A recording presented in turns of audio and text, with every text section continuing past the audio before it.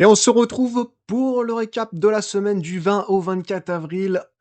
On a eu beaucoup de news. Alors, je vais faire un petit récap parce qu'il y a eu beaucoup de choses. Voilà, je veux pas que ta vidéo dure 1 heure. On a eu pas mal de résultats d'entreprises. Un marché à deux vitesses, comme l'explique Zone Bourse, parce qu'on a le SP500 qui, lui, a pump. Alors, sur la semaine, le SP500, c'est pas énorme, c'est qu'un plus 0,5. Mais c'est quand même un petit pump comparé au CAC 40 qui fait moins 3,17.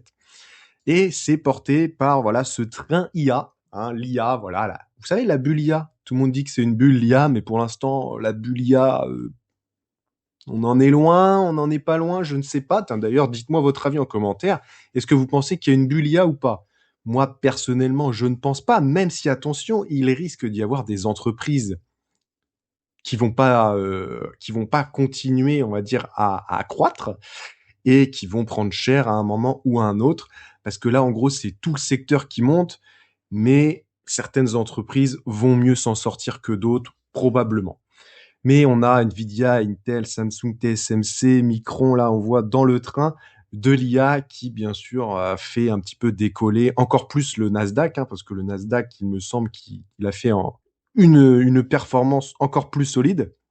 Voilà le petit récap, la variation hebdomadaire. On voit le CAC 40 moins 3 et ST Microelectronics, qui est un peu la seule valeur du CAC 40 qui a vraiment bien pump cette semaine, avec L'Oréal, parce qu'on va voir ensuite qu'il y a eu des résultats très encourageants. Total Energy qui repart, parce que le pétrole est à 105 dollars pour le Brent.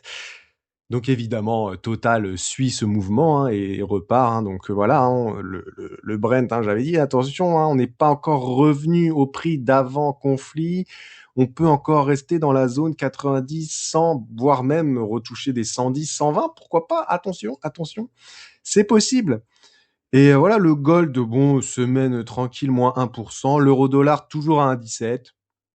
Côté grosse baisse, par contre, on voit Thales, Essilor Luxottica, Safran, et justement, j'ai fait des petits onglets pour vous en parler, donc on va voir ça ensuite. Mais déjà, donc, le pétrole, comme je l'ai dit, il est bien remonté mardi, mercredi, jeudi, donc à suivre, on voit bien, de toute façon, les prix à la pompe n'ont pas descendu. Au niveau de la Fed, eh oui, c'est l'heure de dire au revoir à Powell, Jérôme Powell, qui va quitter donc la présidence de la Fed, là, le 15 mai, il me semble. Ouais, c'est ça. Le 15 mai, voilà, son mandat expire. Donc, c'est Kevin Warsh qui va lui succéder, pardon. Ça peut aussi créer des variations dans la bourse. Il va falloir attendre les prochaines réunions de la Fed pour voir ça. Le CAC 40, donc, comme je l'ai dit, a fait 4 jours sur 5 de baisse. Il y a que jeudi où il y a eu un petit rebond à plus 0,8. Mais bon, sur la semaine, on est quand même baissier. Mais bon, rien d'inquiétant puisqu'on reste un petit peu dans la zone là des 8000, 8100. On reste au-dessus des 8000 points tranquillement. Si on regarde la heatmap, bah, mince. Oh là là, qu'est-ce que je fais? Je vais zoomer, je vais zoomer sur la heatmap. Mais pourquoi ça me fait ça? Bah oui, je me trompe de bouton. C'est celui-là que je veux. Variation sur 5 jours. Et la variation sur 5 jours, bien sûr, est bien rouge, hormis quand même la technologie. Même, bon, technologie, c'est vraiment ST Microelectronics, parce que même Dassault Systèmes a du mal. Capgemini, d'ailleurs, qui corrige fortement, moins 10%, j'avais pas vu ça. Et on a que vraiment Total Energy et L'Oréal qui sont en vert, vert, quoi. Pas un petit vert comme Engie, comme le grand, qui sont des verts beaucoup plus foncés, beaucoup plus légers. Le SP500, lui, par contre, vous voyez, on a fait un ATH encore. De toute façon, il enchaîne les ATH dernièrement, bam, bam, bam, voilà. Porté par l'IA, bien sûr, parce que lui, la heatmap, il y a beaucoup plus de verts fluo. Et dans la tech, évidemment, vu que c'est les plus grosses capitalisations, Nvidia plus 4,3, Meta plus 2,40, Microsoft plus 2,13, Amazon aussi qui repart bien, plus 3,50. Amazon, on n'en parle pas énormément, mais elle est là, on est sur un ATH. Donc voilà, à voir est-ce qu'on va plus haut, est-ce qu'on va stagner un petit peu autour de cet ATH pendant un moment ou pas, c'est possible aussi, hein. C'est possible aussi. Mais voilà, hein, le SP500 qui pour l'instant fait son petit bonhomme de chemin tranquillement. Pour l'instant, on va dire qu'on va arriver au mois de mai. Vous connaissez le mois de mai, sell in May and go away. Bon, on va voir si ça baisse au mois de mai. C'est possible qu'on corrige un peu. Il y a le secteur de la santé qui corrige pas mal. Le secteur services financiers aussi, hein, qui corrige un petit peu. Mais bon, les résultats sont passés aussi pour le service financier. Tout ça, les résultats d'entreprise sont passés. Il y en a encore à venir, hein, pour la santé, pour la tech et tout ça. On va voir ça à la fin. Mais vous allez voir qu'il y a une grosse journée de résultats à venir.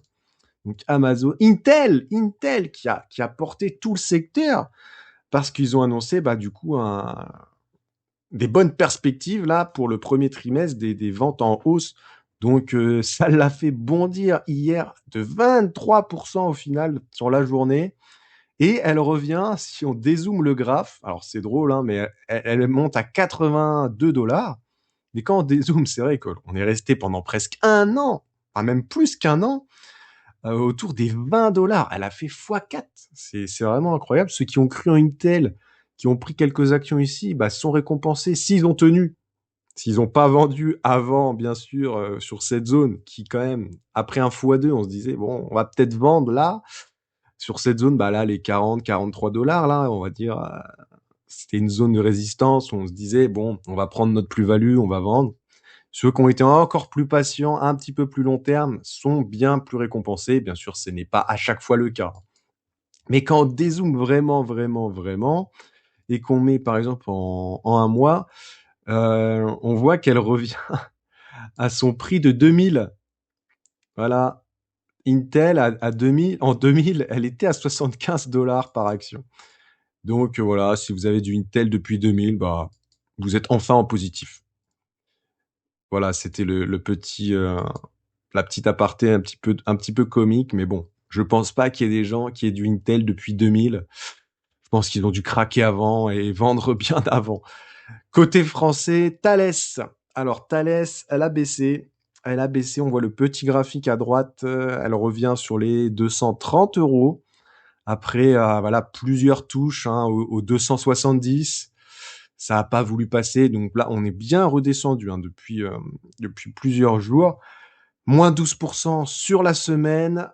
Alors, des résultats qui n'ont pas été mauvais en soi, mais les investisseurs sanctionnent donc les faibles résultats dans le cyber et l'absence de hausse des prévisions.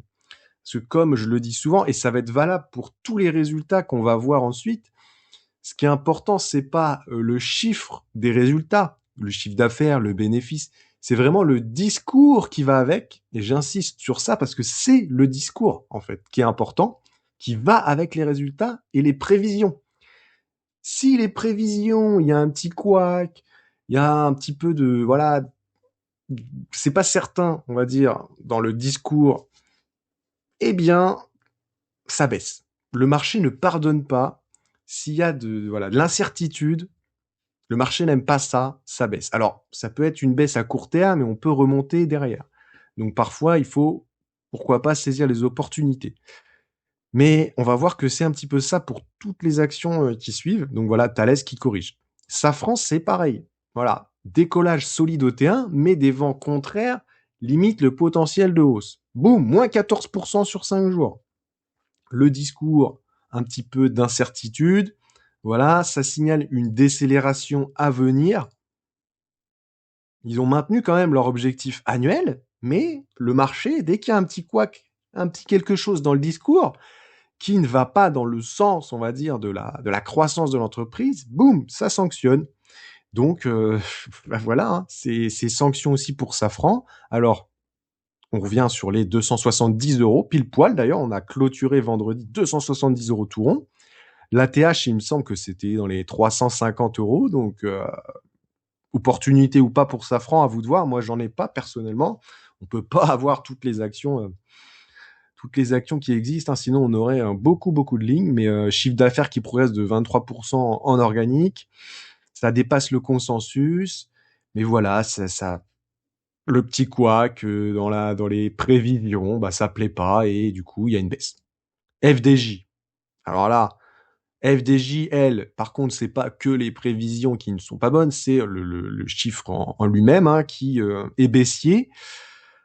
Alors ça il y a eu un impact en fait à cause de l'alourdissement de la fiscalité sur les jeux, donc voilà, un impact négatif de 24 millions d'euros. Ils ont quand même fait un chiffre d'affaires de 895 millions, donc c'est pas mauvais, mauvais en soi, mais c'est pas, enfin c'est en repli de 3%. Donc il y a une baisse. Alors il y a une baisse de combien? 7,5 sur 5 jours, mais bon, FDJ, de toute façon, il y aura sûrement, ça va sûrement se relever quand même à un moment, mais c'est pas une action de croissance. De toute façon, on dézoome le graphique, voilà, on voit que c'est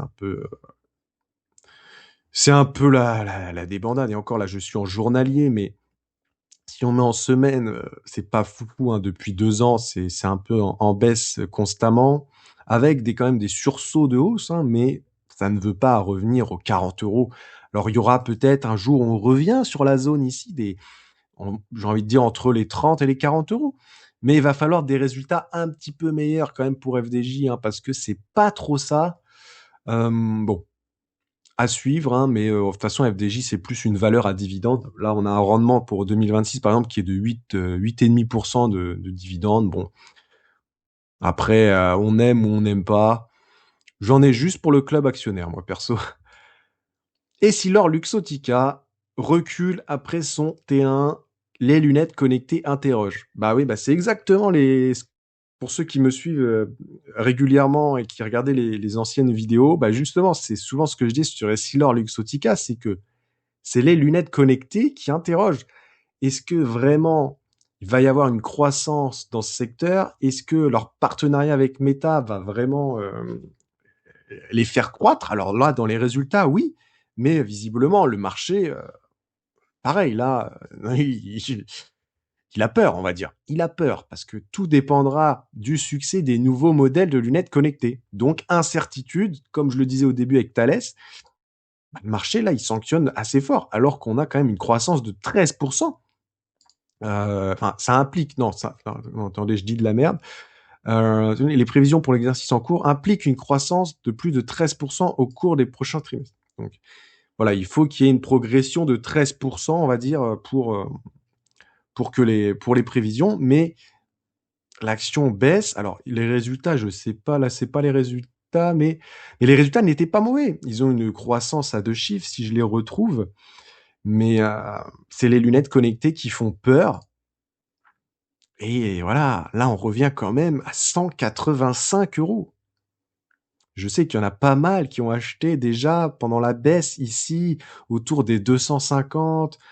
Même ceux qui ont été un peu plus patients ont eu autour des 230, 220 euros. Alors moi, je suis patient, je l'ai en watchlist. Mais c'est vrai que du coup, je m'interroge. Je m'interroge, est-ce que je dois rentrer ou pas sur cette action, malgré mes interrogations justement avec les lunettes connectées.